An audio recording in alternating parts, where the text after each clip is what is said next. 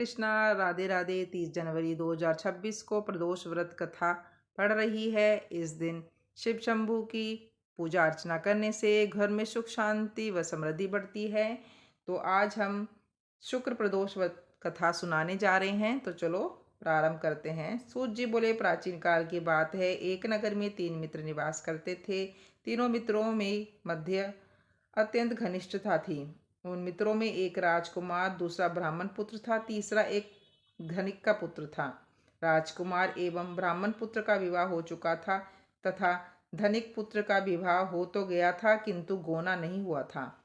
एक दिन तीनों मित्रों के मध्य स्त्रियों के विषय में चर्चा हो रही थी। ब्राह्मण पुत्र स्त्रियों की प्रशंसा करते हुए बोले, स्त्री ही भवन को घर बनाती है तथा स्त्रीहीन घर तो भूतों का निवास होता है।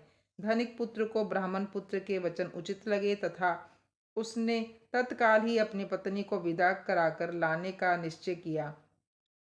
उसने घर पहुंचकर माता पिता को भी अपना निर्णय बताया। उसके माता पिता ने कहा, वर्तमान में शुक्र देवता अस्त चले रहे हैं। इस समाध्य विधि में बहु बेटियों को विदा करना शुभ नहीं होता है, अतः शुक्र उदय होने के उपरांत तुम अपनी पत्नी को विदा करा लाना।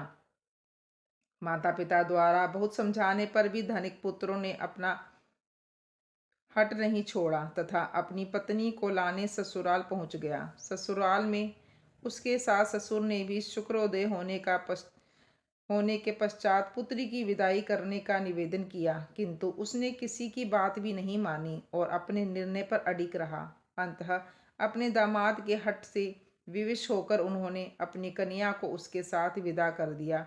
ससुराल से विदा होकर वे दोनों पति पत्नी नगर की सीमा से कुछ दूर ही निकले थे कि अकस्मात ही उनकी बैलगाड़ी का पहिया टूट गया तथा एक बैल की टांग टूट गई। इस दुर्घटना के कारण वे दोनों नीचे गिरे तथा उनकी पत्नी भी गंभीर रूप से घायल हो गई। इस दुर्घटना के पश्चात भी वह धनिक पुत्र अपनी पत्नी सहित यात्रा करता रहा।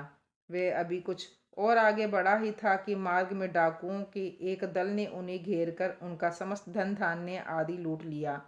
लूटपाट हो जाने के उपरांत धनिक का पुत्र पत्नी सहित विलाप करता हुआ अपने घर पहुंचा। ज्यों ही वह घर पहुंचा, वहां उसने एक सर्प ने ढस लिया। उसके पिता ने अपने पुत्र के उपचार हेतु श्रेष्ठ वैद्यों को बुलाया। वैद्यों ने उसके पुत्र की स्थिति का अवलोकन किया तथा बोले, आगामी 3 दिवस में उसकी मृत्यु हो जाएगी। उसी समय इस घटना की सूचना ब्राह्मण पुत्र को प्राप्त हुई। उसने धनिक से कहा, आप अपने लड़के को पत्नी सहित बहू के घर वापस भेज दीजिए तथा शुक्र प्रदोष के व्रत का संकल्प लीजिए। ये सारी बाधाएं इसलिए उत्पन्न हुई हैं क्योंकि आपका पुत्र शुक्र अस्त में अपनी पत्नी को विदा कराकर लाया है। यदि ये वहां पहुंच गया तो उसके प्राण बच जाएंगे। धनिक को ब्राह्मण पुत्र का परामर्श उचित लगा तथा उसने अपने पुत्र एवं पुत्रवधू को वापस लौटा दिया। ससुराल पहुंचते ही धनिक के पुत्र की स्थिति में सुधार होने लगा।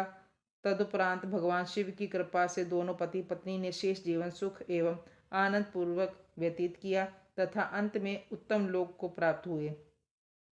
शुक्रवार त्रयोदशी व्रत की पूजा विधि सोम प्रदोष के समान ही है। इस व्रत में श्वेत रंग तथा खीर आदि का पदार्थों का सेवन किया जाता है। तो आपको कैसे लगी मेरी कथा बताइएगा जरूर। राधे राधे, हरे कृष्णा।